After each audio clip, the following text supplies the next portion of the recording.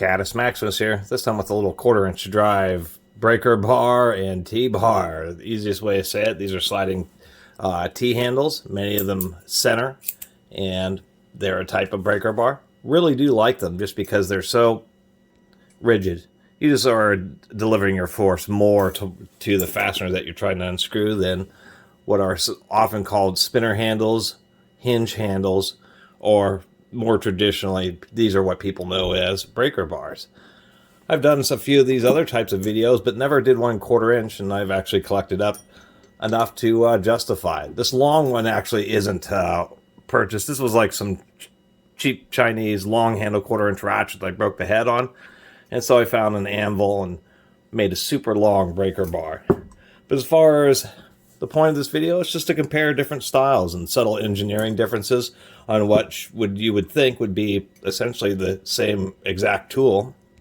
These things are all so simple, but it's surprising. Every manufacturer had their own little take on it. So we'll take the hinge handles first. Traditional Craftsman, pretty bulky.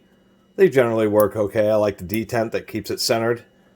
Permanent rivet, but it's pretty heavy duty. People are fond of these Craftsmans.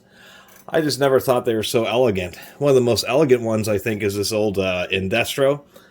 What is that? It's a 2850. I really like this one. It just really has a nice shape, nice tapered fork right there. I wish they would have put a stronger head on it.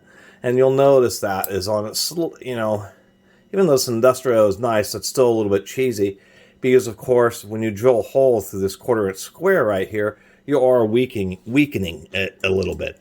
Say, such as like this Proto, where they machine it, and it's just a little bit thicker where they have the hole just to make sure that they have a sufficient amount of material. But as far as the design, I really like the thin nature of this Indestro. Definitely don't think it's the strongest one, but like it quite a bit, and if you compare that to the Craftsman IB, this is a really elegant little breaker bar. Talking about Protos, we actually have a very old plum here. Same deal with the plums. They actually improved drastically. This is a more modern Proto.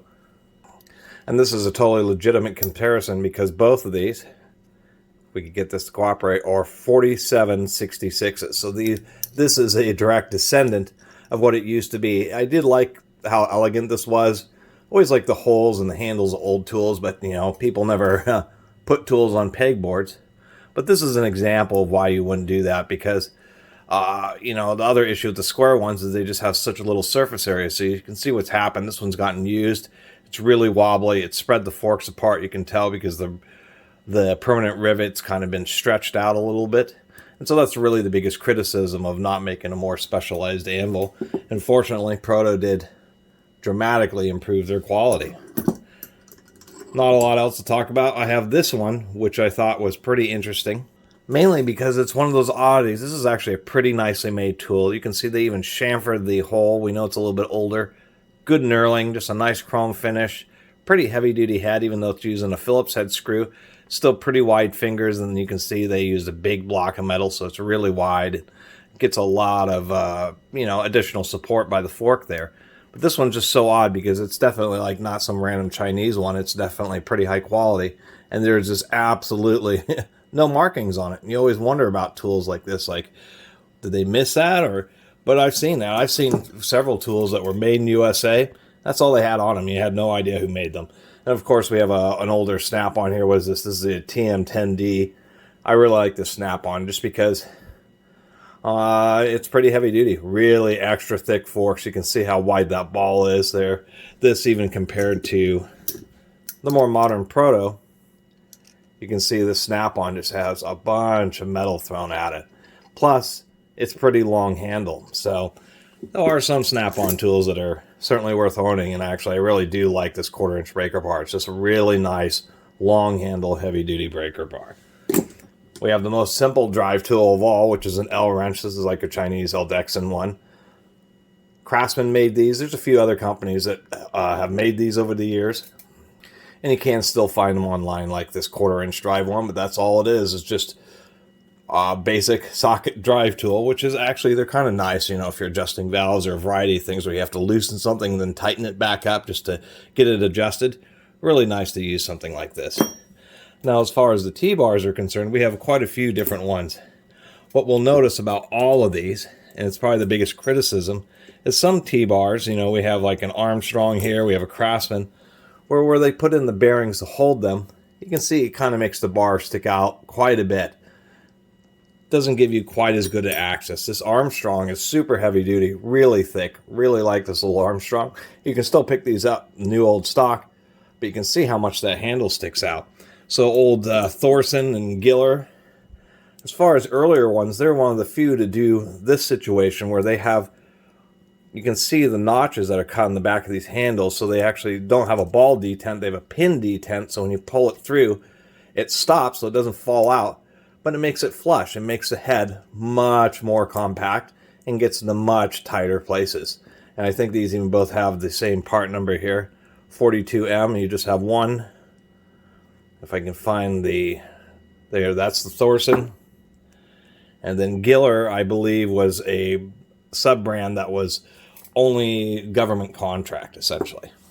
I have the ones that I think are just the absolute strongest, which are this Craftsman and this Armstrong. They both look like they came out of basically the same factory, although this Craftsman may have been a Western forge. And of course, Armstrong was Armstrong. I believe that's Apex Tools gear wrench. And then they, just a few years ago, ended up sunsetting them or shutting them down, which is unfortunate. As far as the old ones, I do have this old Duro here, or the Duro Chrome. And this is probably one of the toughest ones that I've seen a vintage style that's compared to maybe the more modern Armstrong. And just because they have such thick handles, most of these types of tools end up having just slightly thinner handles, but these were really pretty super duty. Continuing our comparisons here, we actually have, let me put this one down. This is really cool. This is one of the early Bonnie tools, like this one right here. They actually had this little CV, just indicating, you know, Bonnie was credited with being one of the tool companies that first to popularize chrome vanadium steel. So all Bonnie tools are chrome vanadium, and that's one of the cool things about them. And early tools, they actually, you know, were really into it, so they put on CV. Nice little T-handle. I think this thing's definitely a keeper. I have an old Mastercraft Pro here, or excuse me, this is just a standard Mastercraft. And this is the example one that isn't made great. See, there's no hole drilled there. That means that there's no detent to keep this from flopping around, which is a little bit cheesy. And then you can see where, even though the ball retention is nice because they just press fit it, they are way in from the edges. So this is an example of a not so great T-handle. What do we have here? This, I think, is a really old Walden. Yeah, it's a very old Walden. It's interesting about this one is they have knurling on one end and the ball detent on the other. And I actually think that's not such a bad idea. I don't know why more manufacturers than just use knurling. The reason I say that is in certain situations it gives you just a little bit more grip on the end of the tool. And secondly, unlike a ball bearing, knurling can't fall off or anything like that. Although I think probably the biggest issue is if you're using it a lot, it can end up getting jammed in the head. And here we go to finish it off. I actually have both in the spinner handle 1/4 inch as well as the T-bar, the protos. So both of these are the same proto 4785, but one is a very old plum and one is a current proto. And unlike the spinner handles here, or the hinge handles, breaker bars, where they totally redesigned them to be much stronger than they used to be, the T-bars were already, as far as they're concerned, they're good enough. And they've been the identical tool for probably 50 years or more. Literally just the same darn design. The very same. They have, you know, the same length. Exactly the same head style. On the new one, they do round the end of the bar a little bit. But I always think that's kind of interesting how this is a perfect example of if it ain't broke, don't fix it. And their T-bar was great when they were named Plum. And they never changed it. It may even be more than 50 years. It could be going on 75 years that this has been the same darn tool the entire time. And you can still buy one new today. Anyway, I just wanted to do a little video about that and give people just a nice perspective on kind of what sets apart a nicer versus a not so nice T-bars and breaker bars. And how what seems like just such simple and you know, not much to talk about tool. There's actually, every manufacturer had their own little take on how they think they should have been designed. Anyway, I really appreciate everybody who's been watching and subscribing. If you haven't subscribed, please do. Till next time, Catus Maximus out. Forgot to show these last two. I was just realizing it. This is an old SK. It was interesting what they did is they ground it so it formed a complete circle here. Kind of made the wings a little bit thin, but they have such a huge block.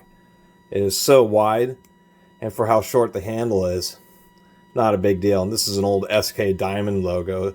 The SK tools with the Diamond logo, I believe, are from the first generation, or when SK was founded. SK has a history, unfortunately, where they've been sold and then were bought back by the original owners and then sold again. They've had a kind of a tumultuous history, but the Diamond logos are supposed to be from the original SK before the first time they ever ran the financial issues. We have this Husky, which is similar to the SK. It is nice where they use a wider area where they put the pin through just to ensure strength. A little bit wider forks, but it's not made by SK, even though I originally thought it was. New Britain made these Husky USA ratchets, so this very well may be a New Britain breaker bar. Just wanted to make sure I included those.